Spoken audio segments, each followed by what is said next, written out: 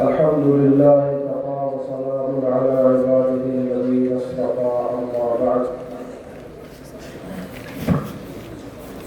قال الله تبارك وتعالى: يا أيها الذين آمنوا ادخلوا في السلم كافة ولا تتبعوا خطوات الشيطان إنه لكم عدو مبين. وقال رسول الله صلى الله عليه وسلم: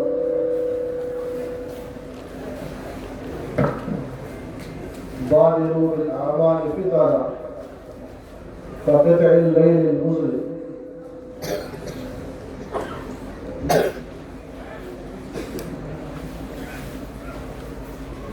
يصبح الرجل مؤمنا ويمسي كافرا أو يمسي مؤمنا ويصبح كافرا يبيع دينه بعرض من الدنيا أو كما قال عليه الصلاة والسلام. میرے مخاطب اسٹیج پر جلوہ افروز علماء کرام اور حفاظ نظام بالکل بھی نہیں. میرے مخاطب سامنے بیٹھے ہوئے حضرات ہیں جو جلسے میں شرکت کی غرض سے یہاں پر تشریف لائے ہوئے ہیں. میرے محترم بھائیوں، بزرگوں، دوستوں اور عزیزوں، ابھی آپ نے حفاظ کرام کی دستار بندی کا جو روح پرور منظر دیکھا ہے. اس منظر کا دیکھنا ہر کسی کے نصیب میں نہیں ہوگا. یہ سعادت بزور بازو نیست، کام مقصد خدائے بخشندہ. جن لوگوں نے حفظ قرآن مکمل کیا ان کی فضیلت کا کیا پوچھنا. ان کی فضیلت کے لیے بس اتنا کہنا کافی ہے کہ رب کائنات کل قیامت کے دن ان سے یوں فرمائے گا: اقرأ وارتقی، تو قرآن کریم کی آیات کو پڑھتا جا اور جنت کے درجات کو چڑھتا جا. دوستوں، اللہ تعالیٰ نے ہر ایمان والے کے لیے جنت میں ٹھکانہ متعین فرمایا ہے، لیکن اس حدیث سے معلوم ہوتا ہے کہ حافظ قرآن کے لیے اللہ تعالیٰ نے کوئی ٹھکانہ متعین نہیں فرمایا. اس سے کہا جائے گا یہ تلاوت کی، قرآن کریم کی آیات پڑھتا جا اور جنت کے درجات چڑھتا جا. قرآن کریم کی آیات کو پڑھتا ہوا جہاں تک تو پہنچے گا وہیں جنت میں تیرا ٹھکانہ ہوگا. یہ ہے ایک حافظ قرآن کی فضیلت جو اللہ تعالیٰ نے اپنے نبی کریم صلی اللہ علیہ وسلم کی زبانی ہم تک پہنچایا. تو ایسے بابرکت سیروں کو دیکھنا، ایسے بابرکت شخصوں کو دیکھنا، یہ ہر کسی کے نصیب میں نہیں ہوتی. اس لیے فرمایا گیا ہے کہ اہل علم کی زیارت بھی عبادت ہے. اہل علم کی زیارت، اہل علم کو دیکھنا جن کو اللہ نے قرآن کا علم دیا اور جن کو اللہ تعالیٰ نے قرآن سے تعلق اور مناسبت عطا فرمائی ہے، ان کے چہروں کو دیکھنا بھی اللہ کے یہاں پر عبادت کا درجہ رکھتا ہے. اس چیز کو سمجھنے کی ضرورت ہے. ایک مرتبہ بہت دیندار آدمی سے ہماری ملاقات ہوئی. بہت ماشاءاللہ تبلیغ میں کافی وقت لگا چکے ہیں، ابھی بھی موجود ہے. اللہ ان کی عمر اور صحت میں برکت عطا فرمائے. اپنے علاقے میں ماشاءاللہ بڑی محنت کرتے ہیں. تو ان سے ہماری ملاقات ہوئی. انہی کے گاؤں میں ایک مدرسہ چل رہا ہے. ہم نے ان سے ایسے ہی پوچھا کہ کیا آپ نے کبھی مدرسے کا معائنہ کیا ہے؟ کبھی آپ نے اپنے گاؤں کے ادارے کا چکر لگایا ہے؟ تو کہنے لگے کہ ہمارا وہاں کوئی کام نہیں ہے. کیا کہنے لگے؟ ہمارا وہاں کوئی کام نہیں ہے. دوستوں، آج کے زمانے کی سب سے بڑی مصیبت یہ ہے کہ آدمی نے دین کا کام کرنے کے لیے جو شعبہ اپنایا ہوا ہے اسی کو سب کچھ سمجھتا ہے، دوسرے شعبوں کو کچھ اہمیت دیتا ہی نہیں۔ صرف کسی ایک شعبے کی بات نہیں کر رہا ہوں، بطور مثال کوئی آدمی تبلیغ میں چل رہا ہے، تبلیغ میں قربانیاں دیتا ہے، چلے 4 مہینے لگاتا ہے، تو تبلیغ کو سب کچھ سمجھا ہوا ہے، اس کی نظر میں مدرسوں کی کوئی اہمیت نہیں، خانقاہوں کی کوئی اہمیت نہیں، قرآن کریم کی تعلیم کی کوئی اہمیت نہیں۔ اور جو آدمی مدرسے میں لگا ہوا ہے تو الحمدللہ اب یہ خصوصاً اہل مدارس کا نظریہ بدلتا جا رہا ہے۔ مجھے یہ عرض کرنا ہے کہ ہمارے اس میں ہمارا ضرب اس سلسلے میں وسیع ہونا چاہیے۔ ایسا نہیں کہ ہم جس شعبے میں کام کر رہے ہیں وہی شعبہ اصل ہے اور دیگر شعبے بالکل غیر اہم ہے، ان سے کوئی دین کا کام نہیں ہو رہا ہے، ایسا بالکل بھی نہیں۔ مدارس والے اپنے حساب سے کام کر رہے ہیں، تبلیغ والے اپنے حساب سے کام کر رہے ہیں، خانقاہ والے اپنے حساب سے کام کر رہے ہیں۔ یہ سب دین کے کام ہیں، کوئی غلط نہیں ہے، سب کی منزل یہ ہے۔ تبلیغ کے ذریعے سے جس منزل پر پہنچنا ہے وہی راستہ، وہی جو ہے وہی منزل ہمیں مدرسے کے ذریعے بھی ملے گی اور وہی منزل ہمیں خانقاہ کے ذریعے بھی ملے گی۔ یہ بات اپنے ذہن میں رکھ کے چلے، اپنے ضرب کو ہمیشہ وسیع رکھ کے چلے۔ تو میں عرض کر رہا تھا دوستوں کہ میں نے ان صاحب سے عرض کیا کہ کبھی آپ کا مدرسے میں جانا ہوا، اتفاق ہوا ہے؟ وہ آدمی کہنے لگے کہ میرا وہاں کوئی کام نہیں ہے۔ تو میں نے کہا کہ ارے اللہ کے بندے، وہاں مہمان رسول ہوتے ہیں، وہاں جا کر مہمان رسول کو ایک نظر محبت سے دیکھنا تمہاری نجات کے لیے کافی ہے۔ ایک نظر محبت سے دیکھنا، مہمان رسول ہے، وہ اللہ کا کلام پڑھ رہے ہیں اور اللہ رسول اللہ صلی اللہ علیہ وسلم کی احادیث پڑھ رہے ہیں۔ دنیا میں ان سے بابرکت کون سا آدمی ہو سکتا ہے جن کی صبح جب ہوتی ہے تو اسی کلام اللہ کے ماحول میں ہوتی ہے اور اسی احادیث رسول کے ماحول میں ہوتی ہے، اور جب شام ہوتی ہے تو ان کی نظروں کے سامنے وہی کلام اللہ کا کلام قرآن کریم ہوتا ہے اور احادیث رسول کا مجموعہ ہوتا ہے۔ تو مجھے عرض کرنا دوستوں یہ تھا کہ جو روح پرور منظر ہم نے دیکھا ہے، روح کو تازگی بخشنے والا، یہ اللہ تعالیٰ ہمیں بارہا نصیب فرمائے اور بارہا ایسے جلسوں میں شرکت کی ہمیں سعادت نصیب فرمائے۔ دوستوں یہ جو جلسوں میں شرکت ہوتی ہے اس کا مقصد صرف بھیڑ جمع کرنا، مجمع جمع کرنا نہیں ہوتا، بلکہ اس کا مقصد یہ ہوتا ہے کہ ہم ان جلسوں سے کچھ نہ کچھ سبق اور پیغام لے کر کے جائیں۔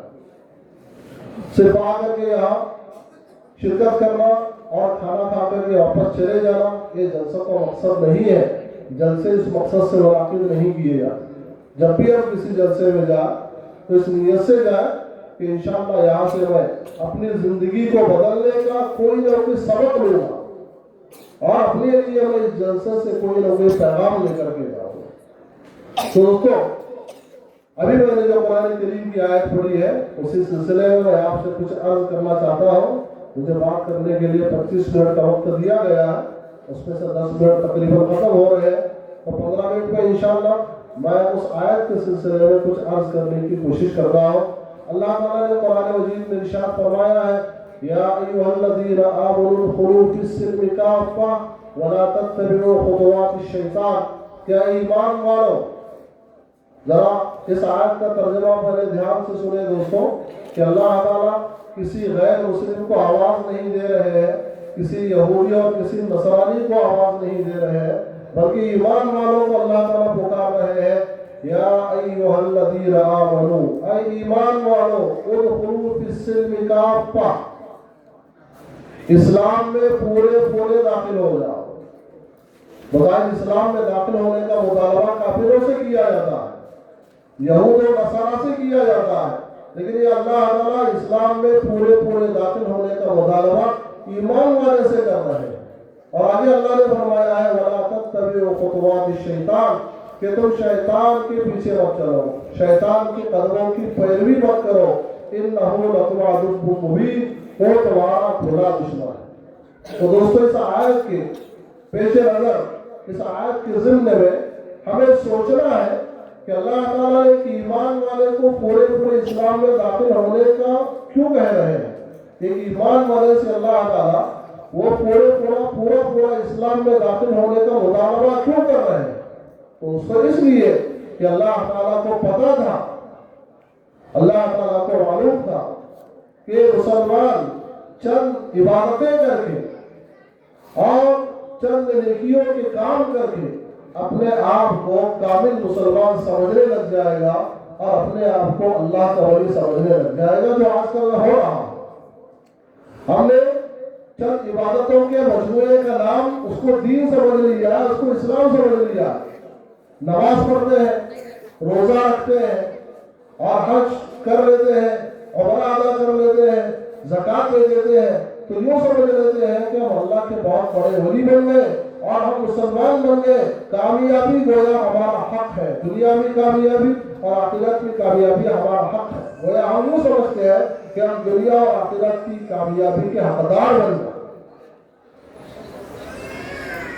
لیکن جب کامیابی نہیں ملتی ہے، ہر روڈ پر ناکامی کا سامنا کرنا پڑتا ہے، تو شکوک و شبہات میں مبتلا ہو جاتے ہیں کہ اللہ تو فرماتے ہیں کہ جو دیندار ہوتا ہے میں اس کو کامیاب کرتا ہوں، اور یہاں پر میں نماز پڑھ رہا ہوں، روزہ رکھ رہا ہوں، زکوٰۃ دے رہا ہوں، حج کر رہا ہوں، پھر بھی ہر جگہ مجھے ناکامی ہی ناکامی، روزی کے معاملے میں ناکامی، کسی عہدے کو حاصل کرنے کے سلسلے میں ناکامی، اور کسی بھی چیز کے سلسلے میں ہر چیز میں مجھے ناکامی ہے، تو پھر یہ اللہ کا وعدہ کیسا ہے؟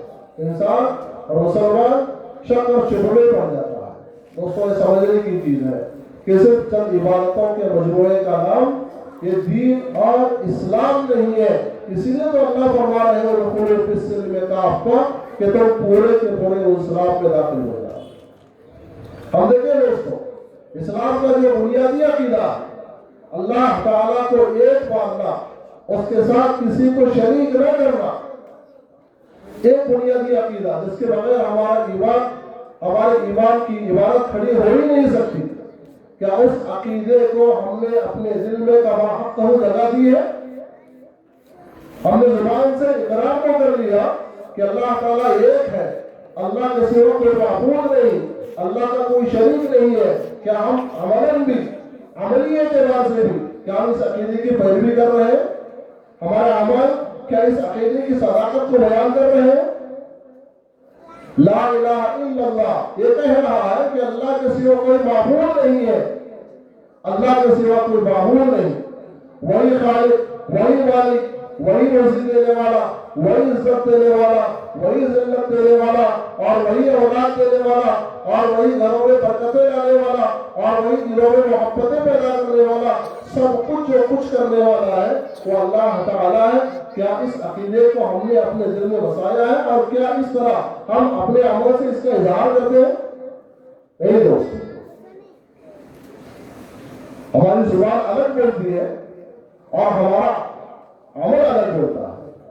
حسن بصری رحمۃ اللہ علیہ نے ایک آدمی سے پوچھا انت مؤمن، کیا تو ایمان والا ہے؟ اس نے کہا کہ ہاں میں ایمان والا ہوں۔ حسن بصری رحمۃ اللہ علیہ نے فرمایا کہ نہیں، تو ایمان والا نہیں ہے، تو صرف زبان سے اسلام کا کلمہ پڑھ رہا ہے، ورنہ تیرے اعمال اگر دیکھا جائے تو تجھ میں اور ایک غیر مسلم میں کوئی فرق نہیں ہے، تجھ میں اور غیر مسلم میں کوئی فرق نہیں ہے۔ ایک مسلمان کی صفات کیا ہونی چاہیے، ایک ایمان والے کے عادات اور اخلاق کیا ہونے چاہیے؟ پھر حسن بصری رحمۃ اللہ علیہ اس کو ایک ایمان والے کے عادات صفات کیا ہونی چاہیے مکمل تفصیل سے بدلا ہے، جس کے تفصیل کا موقع نہیں ہے۔ اس کو عرض یہ کر رہا ہے کہ ہم جو کلمہ ہم نے پڑھا ہے اس کلمے کے مطابق ہم اپنی عملی زندگی میں اس کلمے کو اپنائیں۔ محمد رسول اللہ، محمد صلی اللہ علیہ وسلم اللہ کے رسول ہے، ایک کلمہ ہم نے پڑھا ہے، لیکن کیا ہمارے دن بھر کے اعمال سے اس کلمے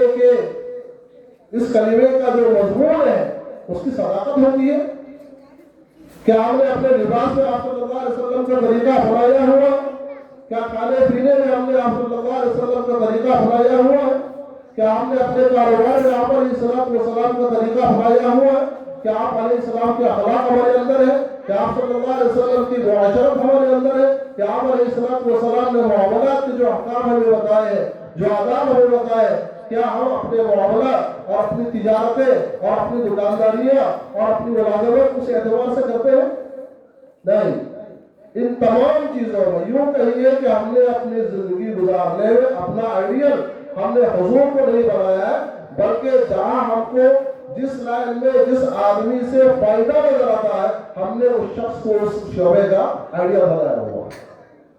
تجارت میں ہم نے کس کو آئیڈیل بنایا، نمونہ بنایا؟ وہ جو بہت بڑا تاجر ہے، جو بہت بڑا بزنس مین ہے، وہ ہمارا آئیڈیل. لہذا آپ تجارت کریں گے اس کے بتائے ہوئے طریقے پر. اور لباس کیسے پہنیں گے؟ تو جو آدمی ہمیشہ لباس میں الگ الگ طریقے اختیار کرتا رہتا ہے تو ہم لباس اس طریقے کا پہنیں گے. ہم بال کیسے رکھیں گے؟ تو کہا کہ بال ہم فلاں طریقے کے رکھیں گے جیسا فلاں آدمی رکھتا ہے. ہم کھانا کیسے کھائیں گے، ہم کیسے سوئیں گے، اور ہم کیسے لوگوں سے بات چیت کریں گے، ہمارے اخلاق کیا ہونے چاہیے. دوستوں اگر ہم دیکھیں گے تو ہمارا ہر عمل میں آئیڈیل اور نمونہ الگ ہے. حالانکہ اللہ تعالیٰ نے قرآن مجید میں ارشاد فرمایا ہے لَقَدْ كَانَ لَكُمْ فِي رَسُولِ اللَّهِ أُسْوَةٌ حَسَنَةٌ، کہ زندگی گزارنے کے لیے صرف ایک ہی نمونہ ہے، اور وہ نمونہ ہے محمد صلی اللہ علیہ وسلم کی ذات اقدس اور ان کے طریقے.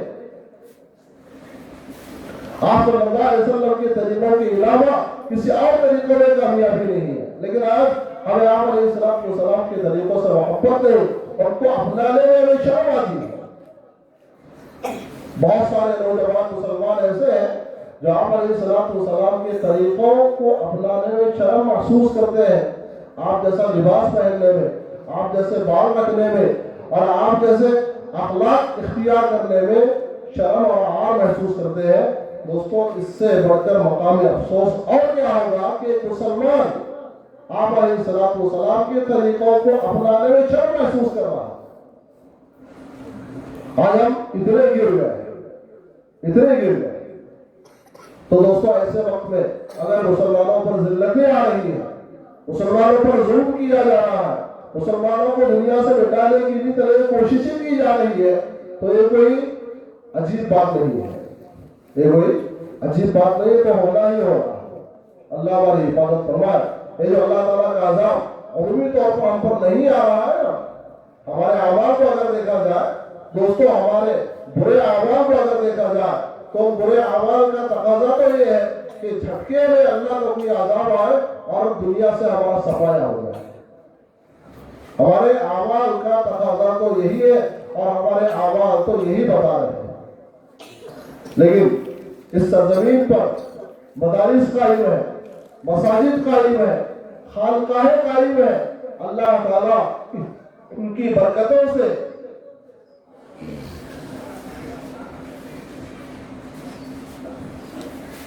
اللہ تعالیٰ ان کی برکتوں سے اپنے عذاب کو روک رہے ہیں. ایک آدمی کہنے لگے، ایک گاؤں میں میں گیا، ایک شہر میں گیا، وہاں کہنے لگے کہ وہاں جلدی سے یہاں سے آپ اپنا کام نپٹاؤ اور اپنے گاؤں چلے جاؤ. اسی شہر کا باشندہ کہہ رہا، شہر کا نام نہیں ہوگا، کیا کہہ رہا؟ میں بتا رہا ہوں کہ آج مسلمان کتنا گر گیا ہے، اعمال کے اعتبار سے کتنی پستی میں چلا گیا، خصوصاً ہمارا نوجوان مسلمان. تو آدمی کہنے لگا کہ مولانا جو کچھ بھی جس کام کے لیے آپ یہاں پر آئے ہیں آپ جلدی سے اپنا کام نپٹاؤ اور اپنے گاؤں چلے جاؤ، اس لیے کہ اگر آپ کو یہاں کے مسلمان نوجوانوں کے اعمال کا پتہ چلے گا تو دوبارہ آپ اس شہر میں قدم نہیں رکھیں گے. یہ اسی شہر کا ایک آدمی کہہ رہا، اس نے کیا دیکھا ہوگا ہمارے نوجوانوں. تو دوستوں ہم نے جیسے میں نے عرض کیا کہ دین کو ہم نے کیا سمجھ لیا ہے، چند عبادتوں کو کرنے کا نام سمجھ لیا ہے. حالانکہ بہت ساری چیزیں ایسی ہیں جن کے کرنے سے اللہ تعالیٰ نے ہمیں روکا ہے. معمولات ایک ہے منکرات، منکرات سے اللہ نے بھی روکا ہے، منکرات کی بہت بڑی فہرست ہے. کہا کہ شراب نہ پیو، زنا نہ کرو. شیطان نے ہمیں کیسے بہکا دیا ہے. شیطان بعض گناہوں کو ہمارے سامنے بہت بڑا بنا کر کے پیش کرتا ہے، اور بعض گناہوں کو گناہ سمجھاتا ہی نہیں ہے، وہ سمجھتا ہے کہ گناہ نہیں ہے. اس کی مثال میں بتاتا، ہم شراب پینے کو گناہ سمجھتے ہیں، شراب پینے کو گناہ سمجھتے ہیں، شرابی کو بری نظر سے دیکھتے ہیں. اگر شراب پی کر کے کوئی جھومتا ہوا ہمارے سامنے سے آئے تو ہمارے دل میں اس کی متعلق حقارت پیدا ہوتی ہے کہ شرابی ہے. لیکن وہیں پر سود کھانا کیا گناہ نہیں ہے؟ ارے بتائیے، سود کھانا گناہ نہیں ہے، بیاج کھانا گناہ نہیں ہے. لیکن جو سودی کاروبار کرتا ہے اور جو بیاج لیتا ہے، معاشرے میں اس کا بڑا اونچا مقام ہے، اس کو عزت کی نظر سے دیکھا جا رہا ہے.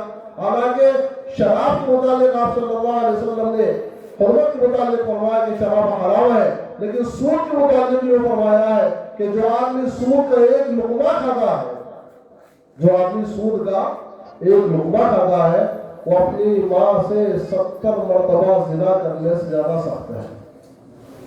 کتنا بڑا گناہ سود کھا. کیا اس کو آپ گناہ سمجھتے ہیں؟ ارے گناہ سمجھتے ہیں نہیں. یہ شیطان نے ہم کو الجھا دیا ہے اور آپ کو بتا دیا کہ دین عبادتیں صرف عبادت کرنے کا نام ہے.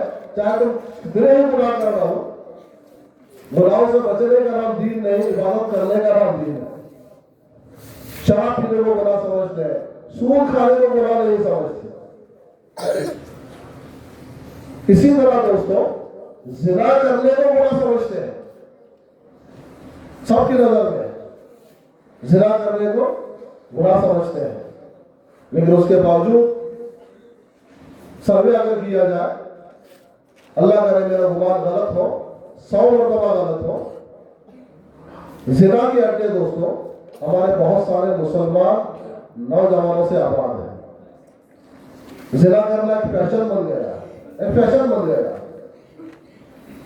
حالانکہ گھر میں بیوی موجود ہے، گھر میں بیوی موجود ہے، حلال طریقے سے اپنی خواہشات کو پورا کرنے کا انتظام اللہ نے کر دیا، لیکن زنا کی طرف بھی بڑھ رہا. تو دوستو میں عرض کر رہا ہوں کہ ایک عام مسلمان زنا کرنے کو گناہ سمجھتا ہے، لیکن کسی اجنبیہ عورت پر، کسی پرائی ماں بہن پر غلط نظر ڈالنے کو گناہ نہیں سمجھتا.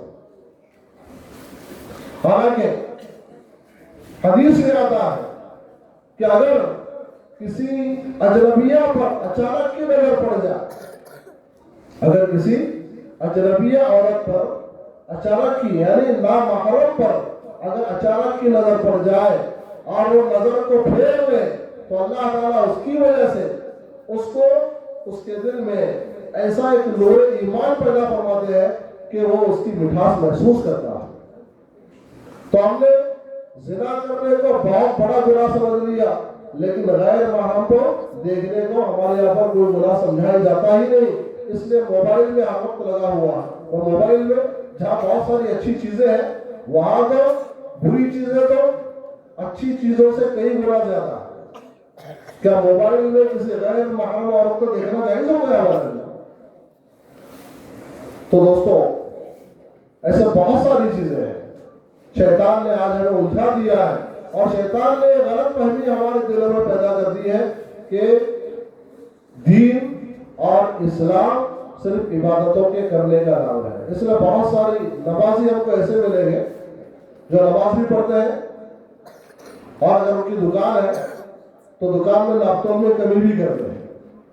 بہت ساری حاجی ایسے ملیں گے جو حج پر حج کرتے ہیں، لیکن انہوں نے اپنی بہنوں کا میراث میں اب تک حق نہیں دیا ہوا. آج تو بہت بڑی بیماری ہے، وبا عام ہوتی جا رہی ہے کہ ماں باپ کی میراث میں بہنوں کا حق سمجھا جاتا ہی نہیں دوستوں.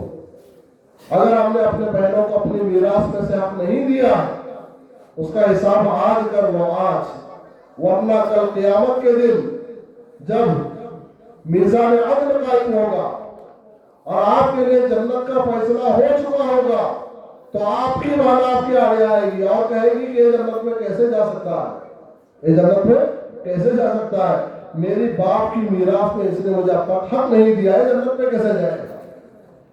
وہاں پر دوستوں اپنی بہن کا حق دینے کے لیے پیسہ نہیں ہوگا، وہاں تو حق دینا پڑے گا نیکیوں سے۔ کیسے دینا پڑے گا؟ نیکیوں سے۔ اس لیے آپ صلی اللہ علیہ وسلم نے فرمایا ہے میری امت کا سب سے بڑا مفلس، سب سے بڑا غریب وہ آدمی ہوگا جو کل قیامت کے دن پہاڑوں جیسی نیکیاں لائے گا، پہاڑوں جیسی نیکیوں کے پہاڑ، اس کے نیکیاں لکھتے لکھتے رجسٹر بھر چکے ہیں، لیکن دنیا میں حق والوں کا حق نہیں دیا، بھائیوں کا حق مارا، بہنوں کا حق مارا، کسی پر ظلم کیا، کسی کی غیبت کی، کسی کی چغلی کی، کسی کو گالی دی۔ یہ بھی تو سب حقوق ہے نا، حقوق العباد۔ تو سب کھڑے ہوں گے، کہیں گے کہ یا اللہ اس نے میرا حق مارا ہے، اس نے مجھے گالی دی تھی۔ اللہ کہیں گے کہ ایسی بات ہے، چلو ٹھیک ہے، آج تو تمہارا بدلہ دینے کے لیے اور تمہارا حق دینے کے لیے اس کی نیکیاں ہی ہمارے پاس ہے، تو اللہ تعالیٰ اس کی نیکیوں سے اٹھائیں گے اور اس کو دے دیں گے۔ پھر ایک اٹھے گا، کہے گا کہ یا اللہ اس نے فلاں وقت میں میری غیبت کی تھی، اللہ نیکیاں اٹھائیں گے اس کو دے دیں گے۔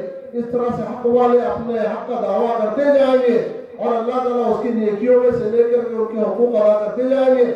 ایسا وقت آئے گا کہ اس کی نیکیاں ختم ہو جائیں گی لیکن حق والے باقی رہیں گے، حق والے باقی رہیں گے۔ وہ اپنے حق کا مطالبہ کریں گے کہ یا اللہ ہمیں اپنا حق چاہیے، اب کیا ہے نیکیاں ختم، تو اللہ تعالیٰ کہیں گے ٹھیک ہے تمہارے جتنے گناہ ہیں وہ گناہ لاؤ، اللہ ان کے گناہ لے کر کے اس آدمی کے سر پر ڈال دے۔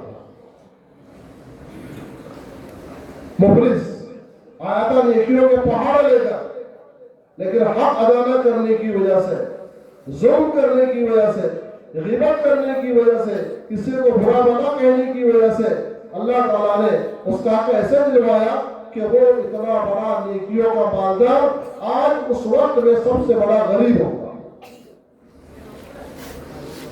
اس لیے میرے بھائیوں بزرگوں دوستوں عزیزوں، اللہ نے فرمایا ہے یا ایھا الذین آمنوا ادخلوا فی السلم کافہ، اے ایمان والو پورے کے پورے اسلام میں داخل ہو جاؤ۔ بڑا عجیب جملہ ہے، ایمان والوں سے اسلام میں داخل ہونے کا مطالبہ کیا جا رہا ہے۔ تو کہا کہ نماز پڑھ رہے ہیں تو حقوق بھی ادا کرو، روزہ رکھ رہے ہیں تو پڑوسیوں کا حق بھی ادا کرو۔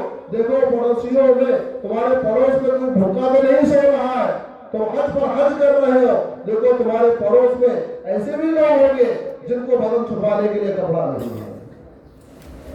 بڑی شان حج پر حج کرنے کو بڑا فخر سمجھتے ہیں، لیکن بہت بڑی نیکی ہے دوستوں، حج کرنا بہت بڑی نیکی۔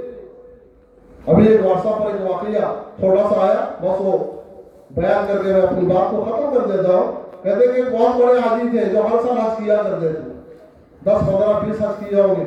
بازو میں ان کے بھائی کا گھر تھا، بازو میں ان کے بھائی کا گھر تھا، غریب آدمی، ان کا بھائی بڑا غریب تھا اور یہ بڑے مالدار، لیکن کبھی اپنے بھائی کی غربت پر ان کی نظر نہیں گئی، ہمیشہ اپنی دنیا میں مست رہے اور حج کرنے ہی کو انہوں نے دنیا کی سب سے بڑی عبادت سمجھ لیا۔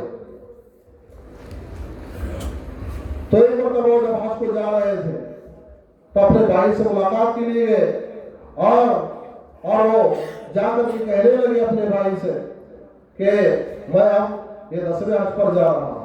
کیا کہنے لگے؟ میں یہ 10ویں حج پر جا رہا ہوں یا 12ویں یا 15ویں حج پر جا رہا ہوں۔ ان کے بھائی کی جو بیٹی تھی اس کے سر پر پھٹا ہوا دوپٹہ تھا۔ دوستوں اس وقت میں حج کرنا نیکی نہیں ہے۔ یہ اسلام میں کب سمجھ میں آئے گا؟ یہ اسلام میں کب سمجھ میں آئے گا؟ ہم ہزاروں لوگوں کو کھانا کھلا دیتے ہیں، لیکن دوستوں ہمارے گھر میں اگر ہمارا پڑوسی بھوک سے بلبلا رہا ہے، بھوکا سو رہا ہے، تو ہمارا ہزاروں لوگوں کا لنگر چلانا یہ اللہ کی نظر میں کچھ بھی اہمیت اور وقت نہیں رکھتا۔ اس لیے دوستوں ہم اسلام کو سمجھنے کی کوشش کریں کہ حقیقی اسلام ہے کیا، ہم نے اسلام کو سمجھا کیا ہوا ہے اور حقیقی اسلام ہے کیا۔ اللہ تعالیٰ ہم تمام کو کہنے سننے سے زیادہ عمل کی توفیق عطا فرمائے۔ وما علینا الا البلاغ۔ آخر میں حضرت مولانا अब्बास साहब का बहुत ही ममनून और मशकूर हो कि उन्होंने हमें इस काबिल समझा कि वो हमें यहाँ पर बुलाए। ये हकीकत में उनकी ज़र्रा नवाजी है, हकीकत में उनकी ज़र्रा नवाजी है। हमारे यहाँ आने से उनके इदारे की इज्जत क्या बढ़ेगी, बल्कि हमारे यहाँ आने से हमारी इज्जत बढ़ गई है। अल्लाह ताला उनको इसका बेहतरीन बदला अता फरमाए। और इस इदारे की कामयाबी की सबसे बड़ी अलामत ये है दोस्तों कि यहाँ ताहत नजर लोग बैठे हुए हैं। इतने बड़े मजमे का जमा हो जाना, और वो भी तकरीबन 10 बजने को है, 10 बज रहे हैं और ये पूरा मजमा माशाअल्लाह शौक से बैठा हुआ है और यहाँ के पूरे प्रोग्राम को शौक से सुन रहा है। ये इस बात की अलामत है कि ये इदारा एक कामयाबी की तरफ चल रहा है और ये इदारा अल्लाह की नज़र में मकबूल। अल्लाह ताला से दुआ है कि अल्लाह ताला इस इदारे को खूब तरक्कियां से नवाजे और अल्लाह ताला शुरू बलियात से इस इदारे की और इन इदारा की हिफाजत फरमाए। व आखिरु दावाना अल्हम्दुलिल्लाहि रब्बिल आलमीन। जज़ाकुमुल्लाहु खैरन व अहसनल जज़ा।